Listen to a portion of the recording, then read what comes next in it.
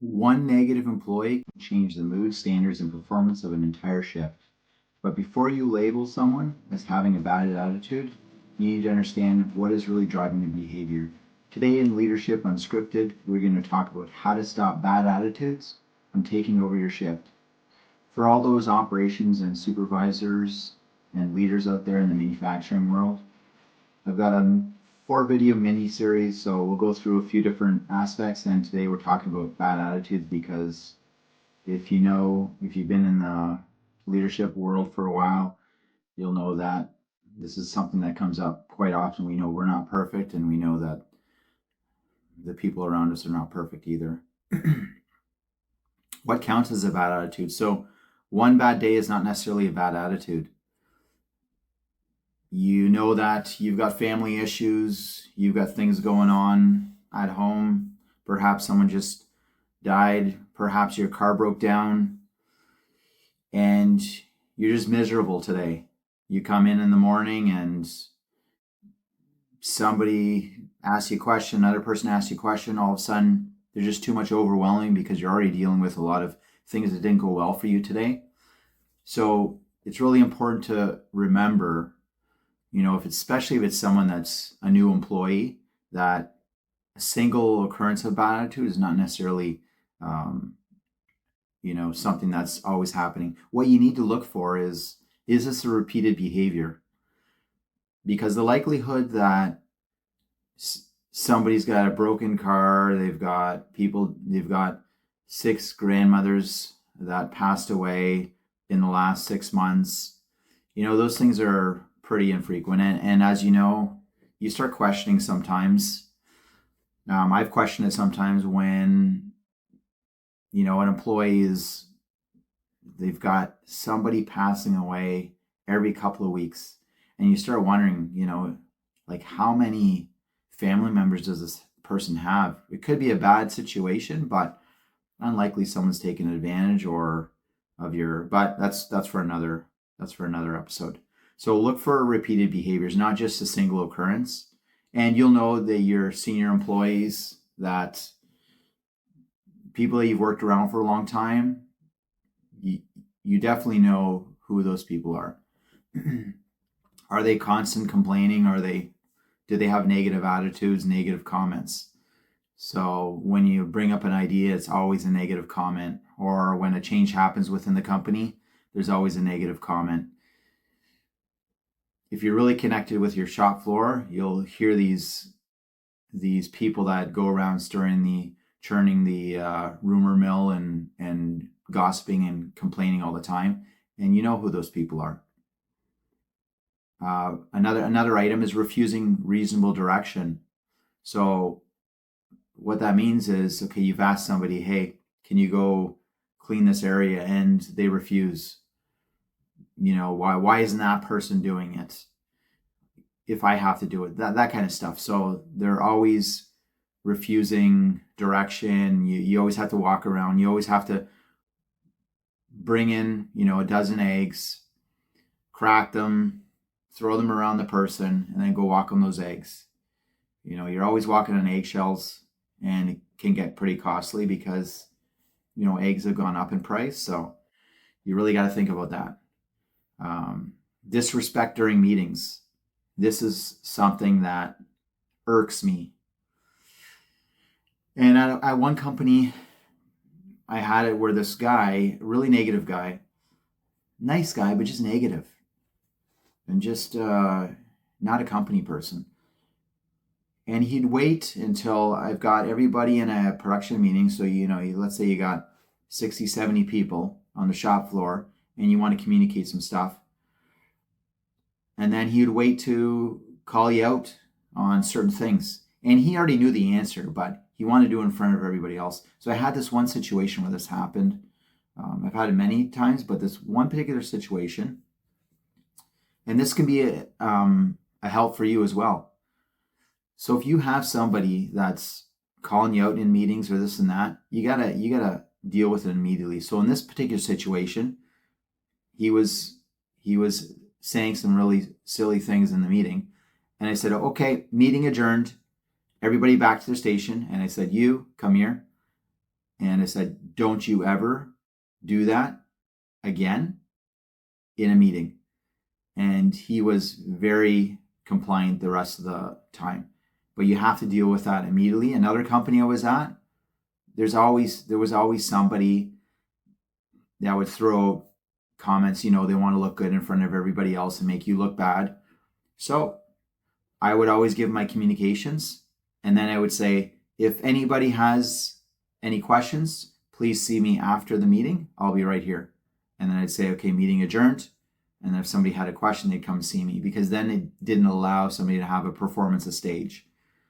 Because that's what people love. They love to have a performance to, throw you under the bus.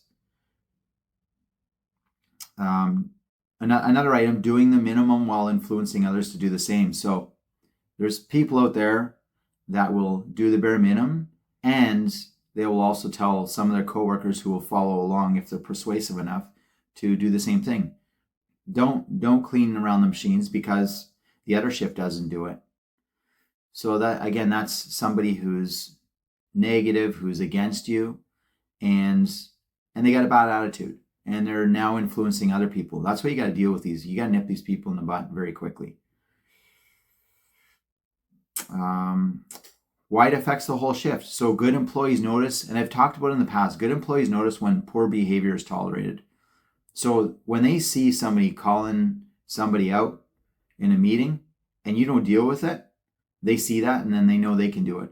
Or you see that this person doesn't do their part of the job, then the other people see that too. So good employees notice that, and they notice when you're not managing your employees, and then they're not going to do. Now you're losing the respect of the good employees, and then when you ask them to do something, they're saying, what about these people? So you got to deal with these bad attitude people. Another thing that affects the whole shift, strong employees may stop speaking up, volunteering, or offering ideas. So now, because you haven't dealt with these bad attitude people and them picking up their slack, the good employees are seeing that they're not picking up their slack, and they're also becoming demotivated, disinterested in the company, in helping the company and the company to perform. And now they're not providing good ideas, suggestions, and such. Negativity spreads through the whole team. And those few people that like to walk around the whole shop floor and talk about the same negative thing, those people are impacting other departments that they don't even work in.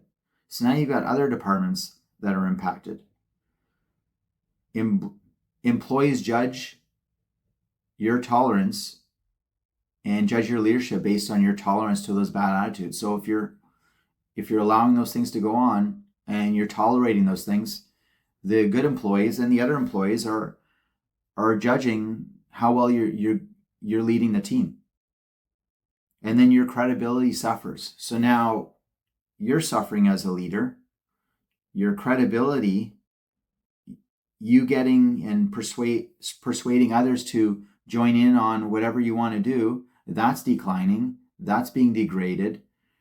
All because of, let's say, there's probably like maximum 3 people that if you focused on, you could completely turn around a lot of performance in your company. So it's really important to really focus on those few people. Now with bad attitude, as I was talking earlier, maybe they had a bad day, maybe it was a single occurrence, but for those repeated people where they repeatedly have bad attitudes, there's a couple of root causes. One is frustration. Why are they frustrated? So maybe there's a few things that they're frustrated about. Perhaps the bad attitudes come from a good employee and they're frustrated because you're not dealing with the other bad attitude people. Now you're creating more people with bad attitudes. So, they're frustrated about you not dealing with people. Perhaps they're frustrated because the schedule keeps changing. They come in, they know what jobs they want to go to, and the jobs they're supposed to work on today. And an hour later or 10 minutes later, all of a sudden you're changing the schedule on them. That can be pretty frustrating because good people, they want to plan their day, they want to be efficient and effective. So If your schedule is constantly changing, that can be an impact. If there's always issues with the machines, perhaps it's a CNC shop and you've got alarms always coming up and maintenance is not fixing the issues, or you're not escalating and bringing in another maintenance tech. Those can be frustrations. Poor communication, that's a big one. It's very difficult to have really good communication consistently. So it's something we should always focus on. But poor communication when something was supposed to happen and it didn't, or there's some changes that happen and the person found out about the changes through somebody else on the shop floor and not directly from you communicating. So poor communication can cause frustration. Feeling ignored. So if you're always walking, one thing in the morning when you're walking through the shop, say hi to everybody. You don't necessarily need to get into extreme detail, but say hi to everybody and good morning. Something I don't do great at. I go in these spurts. I try to do a good job, but I get lost in other things, and then I come back and I go 3 months really good saying hi to everybody, and then it's not easy for certain people. So it's something I struggle with, and I have to intentionally try to do that and realize when I'm not doing that, because people that are ignored, even saying hi, can have resentment towards you. One thing in terms of frustration, understand the concern with lowering the standard for respectful behavior. So you can, if you're going to talk with this person that has a bad attitude, sit them down in your office and say, hey, I sense that you've got some frustration in this company, and can you explain what it is? Perhaps they give you some reasons, which I just talked about, and you can take those frustrations, but it's really important that you're listening, but not necessarily lowering the standard of your expectation. So sure, they could, even if they're frustrated and you're not dealing with a few things, you're still paying them for their job. Just like you're being paid to lead, regardless of whether you like it or not. They're being paid to run their CNC machine or run their press or run their manual mill or assemble that product. They're being paid. So regardless of their frustrations, you can try to deal with and help them a bit and explain that. Don't promise unless you're actually going to do it, because that's going to create other frustrations. But you have to explain, I understand your frustrations. Something I'll look into. I'm not promising anything yet because I want to look into it more. But there is still an expectation of your job that you do this in the particular rates or at the particular efficiency. So you have to be very clear about that. Don't give in to lowering the standards. Another thing, lack of skill or confidence can be another root cause. Lack of skill or confidence. So resistance may come from poor training or fear of failing. So perhaps getting, if you're at home and you're trying to put together a shelf, an IKEA shelf, let's say, and those things, they got pictures and happy faces and all these lots of images, but sometimes those things can be confusing, even though with all the clarity. And then you get frustrated, and then your wife or husband, is avoiding you because they know whenever you're building an IKEA furniture, don't interact. So you understand that frustration can come from you wanting to do a good job, and therefore you have a bad attitude and everybody avoids you for the day while you're trying to build a shelf. Well, the same thing happens at work. A new person comes in, or a new person's on a different job, and maybe they didn't have good training. Maybe you just threw them with somebody, or you just said, here, there's the work instruction. And now they're getting really angry, and they're saying this place sucks because they don't do good training, and they're passing that on to everybody else. And the other people are saying, yeah, I know this place sucks, because it's probably not the first time you've done it. So make sure that you're you're following up with this person that they feel they're receiving the good training so that they don't become a new bad attitude type person. Disengagement. So the employee may have mentally checked out. Perhaps they've been in the company for a long time and they're mentally checked out, and now this is just a way to make money, to enjoy their outside of, their family life, their personal life, whatever they do. So they might be completely disengaged. And you can ask, what's changed? Why are you disengaged? If it's somebody that's senior.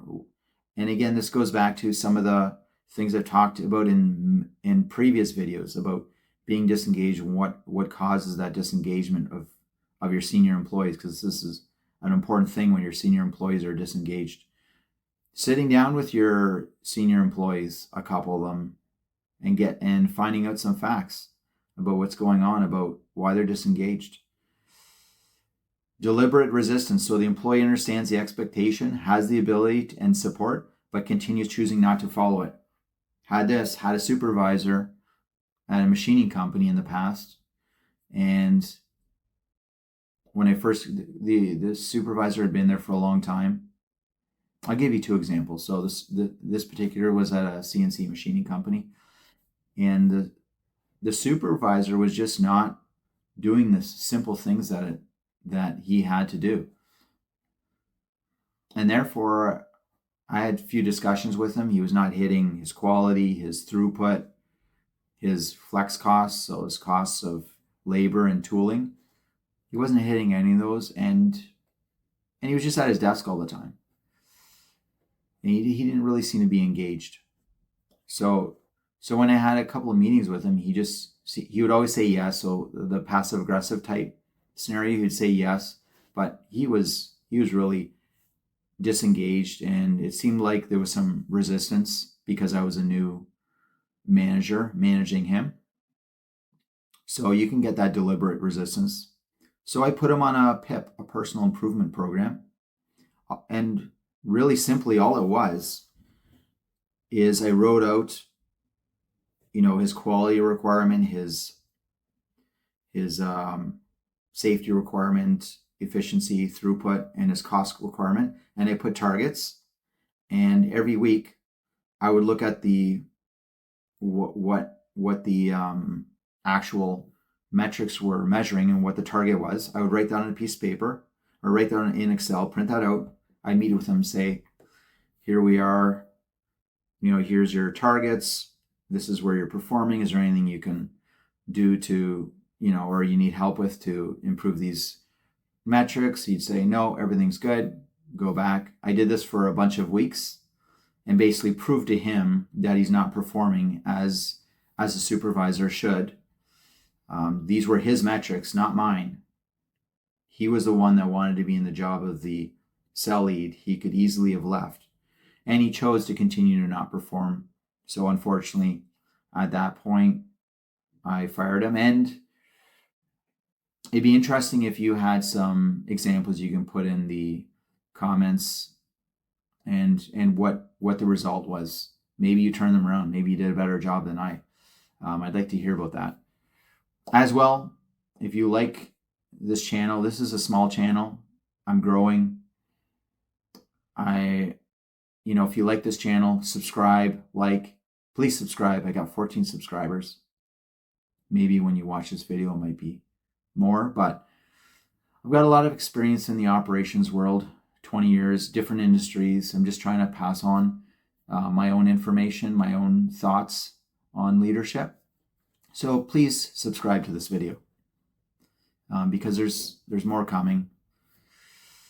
So another example, at another company that was previous to where I am currently, and I'm currently an operations production manager. That employee had been in that position for 30 years, and they were disengaged. They were resenting, and the reason they were resenting is because there was some significant changes that came in place about continuous improvement. They didn't agree with it being able to work, the things that were being implemented from this consultant that was involved in our company. And therefore that person was completely resistant to the change because they did not buy into it. There's a 50-50 there, sure. I could have saw some of it where I wasn't fully bought in either, but the other side of it is trying it out for a bunch of weeks to prove if it works or not and trying to make it work. So that's the other aspect. And this went on for a long period of time. I unfortunately had to let that person go. Great person, but that was the reality. So that was deliberate resistance. One thing is, having the conversation. So when you're having a conversation with somebody with bad attitude, some things you want to start with facts. Don't label the person, start with the facts. One fact, a very good fact, is because if you're connected with the shop floor, you'll hear that the person went around the whole shop floor talking to 6 different people. That will come back to you. And that comes back to me sometimes. So the fact is, you can say, you're causing other people to be inefficient because you're going around and talking about stuff with other people in the shop floor. So that's a fact. You haven't said they have a bad attitude, because that can be considered a perception and it's hard to fight that. But the fact is, that person is not only becoming inefficient because if they're talking to other people, they're not working. So their efficiency, their productivity, their rate per hour has gone down, and it's also impacted other people. So now they're impacting the bottom line of the company. That is a fact. So you can explain a few things, how that's impacting. Now here's a few questions that I've got here. You can ask, what is driving this behavior? Why are you going around talking to a bunch of people about stuff that's not relevant to those other people? Other questions, is there something I'm missing? What is making the process difficult? Clarify the expectation of the behavior. The behavior is, if you have issues, you come talk to me, you come talk to your supervisor. If you're not getting it from your supervisor, come talk to me. You do not go for counseling sessions or to vent to other employees, because some of those employees don't even want to hear about it. They're getting annoyed, and then they get frustrated because this employee always goes around the shop floor doing this. And so the other thing is, agree on a couple of specific actions. So one could be, okay, I'm not going to go around anymore. Or I'm going to come and talk to my supervisor, and then you if I'm not getting a result from my supervisor. Those could be two specific things. And then what you could do is set a specific date. Okay, in 2 months, I'm going to put in my calendar, we're going to meet again, and you can explain your side, how things are progressing, and I'm going to explain what I'm hearing on the shop floor in terms of you. So those again will be third party facts, but still generally information that you're going to communicate back to this person. So this person could be more likely to end up getting in line because they know now they're going to receive information from the shop floor. Coaching versus the formal accountability. So, coaching may be appropriate when it's a very unclear expectation. So talking with the person, maybe that 2-month thing is separate from talking to the employee once a week and giving them some suggestions on when they're frustrated, why they're frustrated, and how to deal with it. So coaching it, making sure you're clear on your standards, make sure you're talking to them to minimize the behavior. So those are some things that you can help coaching with them.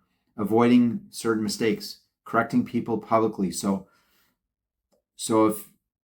if this person's got a bad behavior, again, and they call you out in a meeting, stop the meeting, send everybody back to, and then talk to the person aside. Don't call them out in the meeting. So talk to them privately, because you'll lose more respect doing that if you're calling them out in the meeting.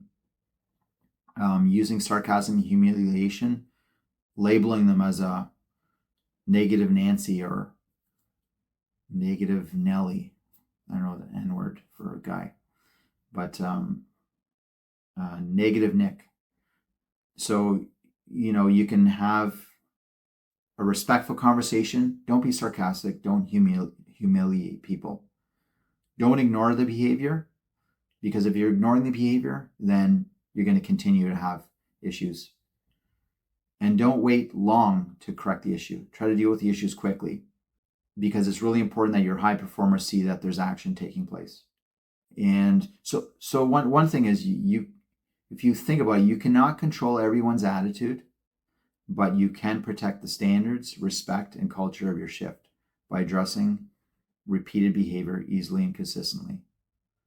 If you like this video, once again, subscribe to it, like it, and check out my next video.